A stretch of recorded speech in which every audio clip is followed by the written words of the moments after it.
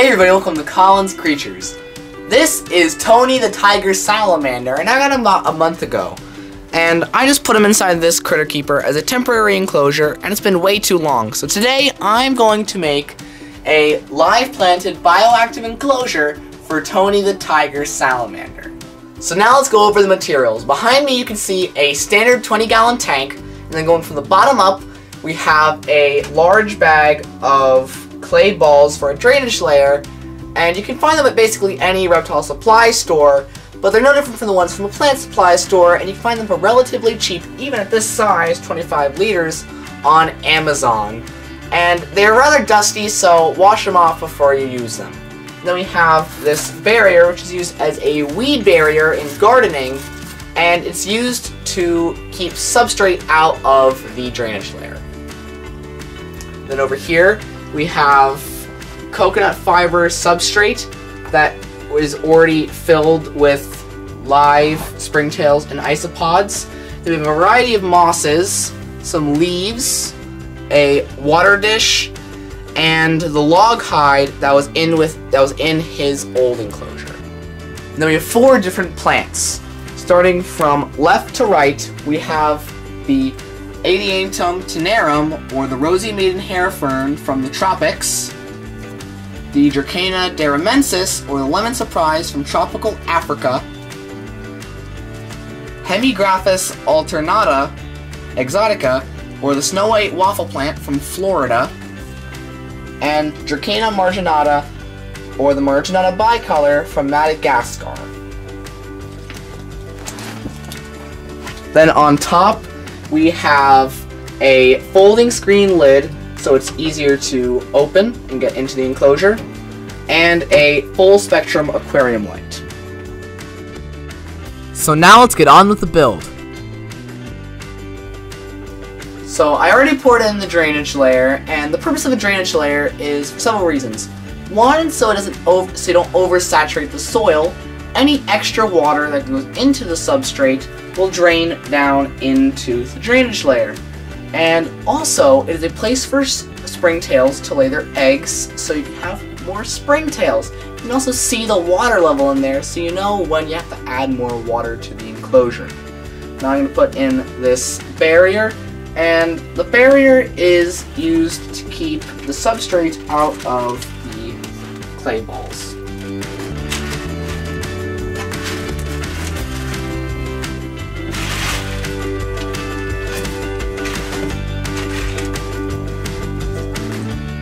So I already put the majority of the substrate in there, and I made sure it's deep because tiger salamanders will not always do dig.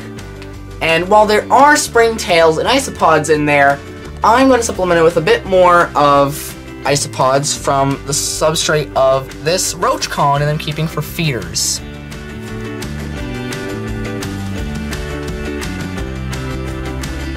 And you may ask, what's the point of having springtails and isopods and making the substrate bioactive?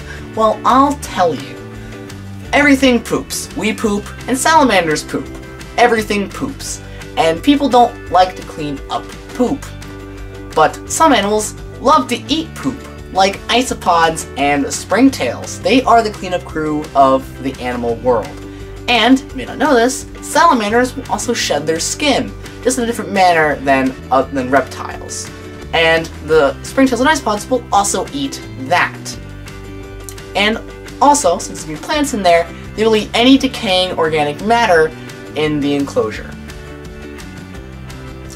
Part of the fun of making these enclosures is arranging the habitat so it looks very nice and is comfortable for the animal. But part of the trouble is trying to get things to fit. So I already did that, so they will all fit in the right place. So the water dish can really only go there. And since this plant is tall, we want to put it in the back. And I put the fern over there, so it overhangs the water dish. That one's pretty low hanging, has broad leaves, so I put it right in the back of the middle. And this one goes in the front corner because it's quite bushy. So I'm going to take everything out and start planting the plants.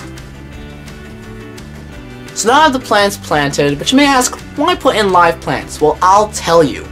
While the springtails and isopods will eat poop, they cannot break down nitrogenous waste, which is basically pee, but the plants can utilize that in their growth. So that's good. And they can also provide cover for the animal and can also hold onto a lot of humidity, which is important for amphibians, and this will make the enclosure look a little bit nicer.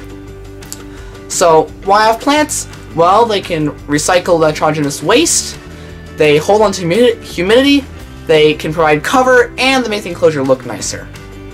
So I added in the water bowl and the hide, and I also added in several kinds of mosses, which not only add to the realism and aesthetics, but the salamander could possibly hide under or next to it, and it'll also hold on to some more moisture. So now I'm going to put in some magnolia leaves for a leaf litter. And now I'm going to spray it down to add some moisture to the moss.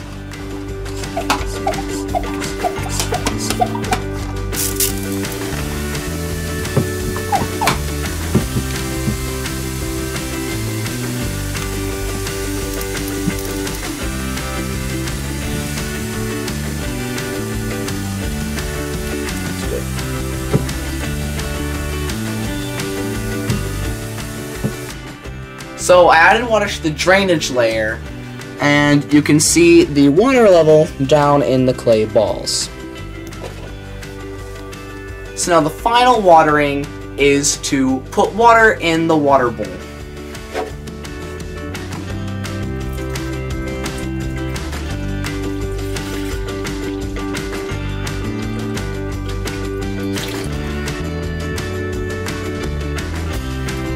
So now I'm going to put on this folding screen lid.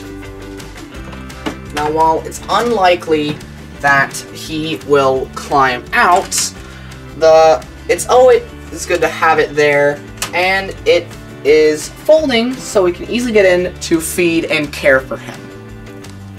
And then the light. Why have the light? Well, salamanders don't really need a light, but it provides a day-night cycle, and it's full spectrum because the plants need a light.